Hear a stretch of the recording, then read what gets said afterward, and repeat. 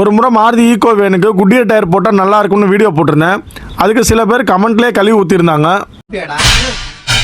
ஆனால் இப்போ ஆதாரத்தோட காட்டுறேன் பாருங்கள். இந்த ஈக்கோ வேனில் நான் சொன்ன அதே பேட்டர்ன் அதே குட்டியர் டயர் போட்டு சமமாக தேர்ந்திருக்கிறத பார்க்க முடியுது. நான் சொன்னது சரின்னு ஆயிடுச்சு. எந்த ஈக்கோ வேன்லையும் இந்த அளவு டயர் சமமாக தெரிஞ்சது கிடையாது. நீங்கள் பார்க்குற இந்த ஈக்கோ வேன் கஸ்டமர் கூட நான் சொன்னதை கேட்காம ஃப்ரண்ட்டில் பிரிஸ்டோன் சடோ போட்டிருந்தாரு. ஆனால் கொஞ்ச நாள்லேயே இன்னர்லேயும் அவுட்டர்லேயும் டயர் விட்டு விட்டு தேய ஆரம்பிச்சிருச்சு. இதனால் பிரிஸ்டோன் டயர் மோசம்னு உடனே நினச்சிடாதீங்க. ஏற்கனவே சொன்ன மாதிரி இந்த ஈக்கோ வேனை பொறுத்தவரையிலும் 4 லேயரில் உள்ள டயர் போட்டிருந்தா கண்டிப்பாக டயர் தேயறதை தடுக்க முடியாது. அதனால தான் குட்டியர் டயர் நல்ல சாய்ஸ்னு நான் சொல்லியிருந்தேன்.